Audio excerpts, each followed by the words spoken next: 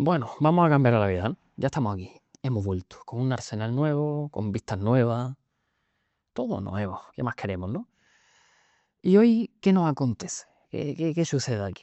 Pues la crisis, el amor, todo este tipo de temas que hemos ido señalando, ¿no? Como temas centrales de la vida, como cosas que a todos nos suceden. Pero vamos a darle un poquito de profundidad, un poquito de practicidad. Ya sabemos que desde lo mágico hasta lo práctico hay una línea y vamos a tratar de señalarla, de decir que el segmento está ahí y vamos a traer casos únicos donde podamos implementarlo. ¿Y quién mejor que Rilke, no? Rainer Maria Rilke, poeta austríaco.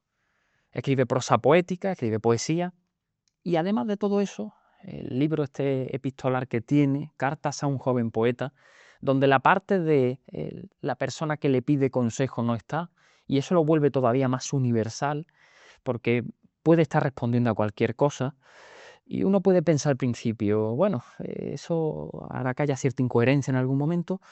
Al revés, va ganando coherencia y uno se va dando cuenta de que las respuestas de Rilke servirían para casi cualquiera, en casi cualquier contexto, y a no ser que uno se vuelva mijita, pues a todo el mundo le daría algo. Entonces este libro va a ser donde aterricemos todo esto, todos estos temas que acaecen en la vida y que a todos nos invaden. Las crisis y el amor, pues bueno, muchas veces van de la mano, aunque podríamos separarlas. Y Rilke, en este tratamiento, a través de las cartas, pues nos convierte a todos en receptores. A todos nos convierte en esa persona que está siendo escuchada, que está siendo tratada con cariño, porque Rilke trata de ser frontal en las cartas y ofrece puntos de vista distantes, pero muy suaves, aterciopelados, para que de alguna manera todo encaje mejor. Porque a veces la fuerza no es el camino y porque a veces la maña recoge más fuerza. Y Rilke, pues, es prueba de ello. ¿Y por qué Rilke? Rilke, a pesar de ser actual, tiene fuerzas ancestrales, tiene un estilo único y escribe prosa poética, que es un género bastante extraño, porque podríamos pensar que, bueno, no me quedo ni en la poesía ni en lo poético como tal, ni me quedo en lo llano de lo prosaico. Y bueno, cualquier cosa que se quede entre medias sería prosa poética. Es un género bastante difícil de manejar, porque quedarse en medio no es quedarse en medio. La prosa poética requiere un nivel de formalidad muchas veces mayor que el de la poesía, pero sin renunciar a las bondades de lo prosaico. Entonces, ya de por sí no habla de una eh, psicología, un cuerpo, una sensibilidad distinta y distante de su época, aunque es bastante actual, es bastante actual. Y Rilke tiene esa magia, tiene esa magia. Por eso lo traemos, porque tiene la contundencia, tiene la fuerza, y porque su escrito al final, por ser una persona vivida, una persona que vivió en muchísimos lugares, incluso en Ronda, en Málaga, pues después de absorber, convertía su escrito en trasplantes de vida, trasplantes de ilusiones, de fuerza, de invocaciones, evocaciones, y son un manantial accesible. Entonces el tema de la crisis es algo que viene persiguiendo un poco en todas las cartas de fondo, porque la crisis es un motor de cambio. La crisis es un lugar desde el que partir. Y es que la crisis, eh, casi siempre que nos sucede, tiene que ver con que una creencia ya no nos sirve, una creencia llega a su límite, o un deseo por alcanzarlo, o por nosotros al final no verlo como deseable, acaba. En la consumación del deseo uno se siente vacío, pero es que a veces, de camino a, pues nos parece que a lo mejor no es tan deseable, que pudiéramos cambiar el deseo. Y eso también es loable, pero te deja en una crisis, te deja en el barro. Y entonces la crisis se vuelve un motor hacia vida nueva, un motor hacia nueva sensibilidad, nueva percepción. Y es que al final, aunque llegue como un azote, las nuevas creencias, los nuevos deseos, las nuevas ansias, anhelos, se transforman al final en una vida más sofisticada, más potente, donde la ficción y la narrativa en la que nosotros habitamos consigue adaptarse mucho mejor a lo que nosotros somos o a lo que la vida sí es, porque muchas veces queremos hacer de la vida otra cosa, pero la vida es lo que es, y muchas veces ese filtro, esa lente con la que miramos la vida, que son las creencias, pues hemos de cambiarla. Y no suele ser de manera amable, nos cae como un rayo, y ese rayo significa muchas cosas, pero entre ellos que nuestra vida no está alineado con lo que es o lo que se espera de lo que es la vida en sí misma. Y debemos volver, sintonizarnos, llegar a nuestra propia frecuencia. Entonces, ¿cómo se conecta esto con el libro? Rilke, cuando quiere dar un consejo, porque la persona pide mucho consejo, que si sus escritos son buenos, ¿no? Rilke, como sabemos, era escritor de prosa poética, la persona le envía su escrito, sus poemas. Rilke lo primero que dice es que criticar el arte no va con lo que él cree que debería, y criticar no le ayudaría en absoluto. Entonces él ofrece una tentativa totalmente distinta, que es, en el momento de máxima necesidad en la noche, si tu respuesta es un contundente sí a tener que escribir, pues entonces por ahí. Pero alega que si la necesidad se vuelve extrema y necesitas la necesidad, que tengas cuidado. Porque entonces te vuelves dependiente de la necesidad y a veces podríamos decir, bueno, la obsesión, la pasión, se pueden marcar ciertos límites. ¿Y por qué este mensaje contradictorio? ¿No? Necesito la necesidad, pero no tanto.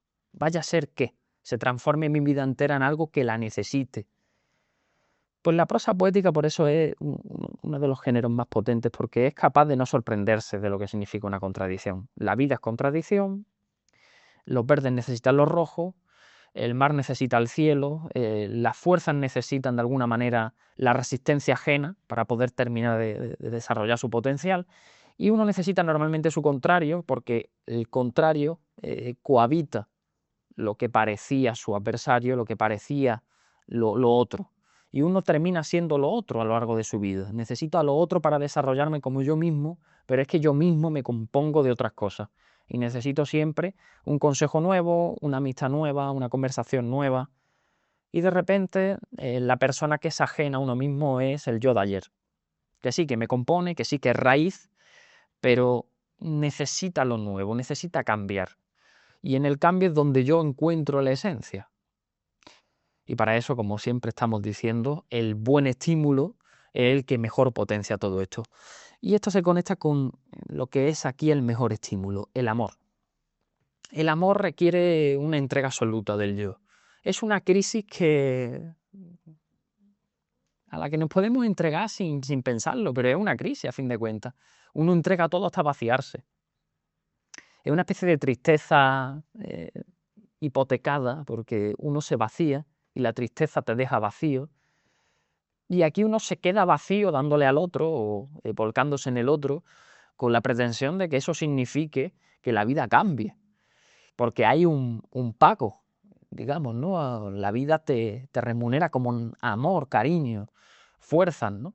Y todo eso choca, porque a pesar de que eso se termine dando, a veces no te da lo que tú tenías expectativas de que se te diera. Entonces, el amor siempre ofrece una crisis a la que uno se entrega con total libertad, con orgullo, y así debe ser. Pero esconde una crisis, porque adaptarse a lo que la realidad va a demandar, adaptarte a lo que va a demandar el otro, a la entrega del otro y al vacío que queda en uno cuando uno se entrega, aunque uno se va rehaciendo, ¿no? Pero hay una crisis latente. Encima no es una crisis que tenga periodo de caducidad, ¿no? Yo cambio lo suficiente y ya no está la crisis. No es una crisis que está pendiente de que ella evolucione también. Y es muy valioso. Podríamos ponerle otra palabra, un motor de cambio y ya está, un motor de que la vida ya no sea lo que era, de ver otros colores, otras formas, que todo se enriquezca. Y en el fondo es así. Realmente los colores se saturan más y el filtro es rosa, pero a veces anaranjado. Pero también hay un montón de pruebas y de dificultades y por eso mismo esconde una crisis. No hay nada más valiente que entregarse al amor por eso mismo, porque uno debe afrontar una crisis de fondo. Mi identidad se quiere fusionar con la del otro. Vale, ¿quién soy yo? ¿Quién es el otro? ¿Quién quiero ser? ¿Quién vamos a convertirnos? ¿Qué vamos a hacer entre los dos? ¿No? ¿Qué nosotros se está formando? Un montón de cosas se quedan relamiéndose aquí, ¿no? Entre las cartas, se quedan con que uno se quede en la demora. Uno tiene que dejarse estar y se va dando cuenta de eso. Y unen los cables y hasta este punto, pues bueno, eh, hay una contradicción, ¿no? Me tengo que entregar, pero no puedo depender de entregarme, pero a la vez necesito entregarme. ¿Y dónde está este punto? ¿Qué lo une todo y qué necesito yo aquí? Soledad.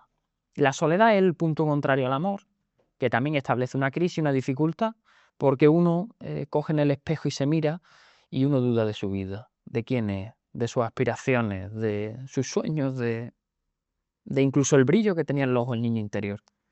Es el punto contrario. Cuanto más se trabaja en la soledad, más fácil será que cuando uno se entregue en amor, entregue el máximo regalo que es. Entonces la soledad, Rilke, pues, no menosprecia en ningún momento ninguna de las partes de la dificultad, y tanto el amor como la soledad son las cuestiones más difíciles. El amor recoge una complejidad doble porque hay dos soledades, hay dos identidades que como un río circulan y circulan y circulan, y por mucha transparencia que hay, el agua que circula por un punto nunca será la misma, nunca más. Ella estará en el siguiente hasta desembocar en un mar. Entonces, ¿cuál es el punto más clave de todo esto? El concepto que más me gusta a mí de Rilke, que yo no soy de alabar muchos autores, a mí no me gusta arrodillarme, no me gusta que exista esa complacencia y que todo está bien, pero el concepto más potente de Rilke son las soledades que se abrazan. Una vez alcanzo el punto álgido aquí, puedo de alguna manera converger con otra soledad. Es un momento culmen, un momento de lucidez. No es algo que pueda suceder siempre, ni mucho menos. Es un pico, pero de alguna manera es el punto que hay que buscar. Yo me entrego en vulnerabilidad, me entrego a la crisis, tú te entregas a la crisis, y en esa fusión, en esa transfusión de sentimientos, ideales, fuerza, se da de verdad. Que yo, sin ningún abrigo, recibo de ti, justamente en ese abrazo vulnerable, un abrigo. Y con esta barbaridad Rilke evoca e invoca un montón de cuestiones naturales, originarias, ancestrales, que se esconden en el amor, en la crisis, en la soledad, y que de una manera tan rudimentaria pues se unen en un segmento. Entonces, es una caricatura perfecta de lo que es un retrato de estas cosas y de cómo eh, respiran, se oxigenan y al final sirven de alimento una entre otras. Entonces este libro, de las cosas más importantes que tiene, es como la necesidad al final te puede volver un esclavo de ella, te puede volver un rehén, y de cómo, a pesar de ser un motor muchas veces, pues te deja calado. Así que hay que prestar atención, seguir evaluándose, y si la otra persona que tiene al lado un buen espejo, dejar que te lleve a la soledad muchas veces, que te deje en soledad y que después tu soledad pueda reforzar lo que es la relación. Y esto está en todos los tipos de relaciones, con las amistades, con los padres, con la familia, con todo. Siempre está ahí. Aunque el ejemplo paradigmático de amor son las relaciones uno a uno, ¿no? Pero el amor está en todo.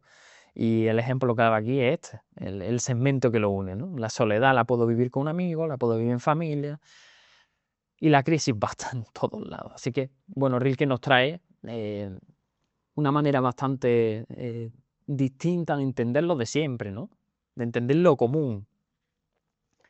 Si nos vamos al individual, porque decimos, bueno, la soledad vale, sí, el amor vale, sí. ¿De qué manera trabajo yo mejor con esto? Porque yo no encuentro riqueza en mi realidad, yo no encuentro preguntas. Y Rilke, en este momento, es lo más crítico posible, aunque te decía al principio que la crítica no es el camino, pero aquí sí lo va a ser. Culpaos a vosotros mismos por no sacarle el brillo, por no sacar a relucir los matices de la realidad, la belleza. Está ahí. Y uno debe ser encargado de ir. No puedes delegarlo. No te pueden poner en el plato la belleza. La belleza uno tiene que ir a cazarla, a conquistarla. Claramente hay intermediarios como yo. Y para eso estoy aquí. Pero bueno, traemos a Rilke hoy, traemos la fuerza hoy y volvemos al escenario de juego.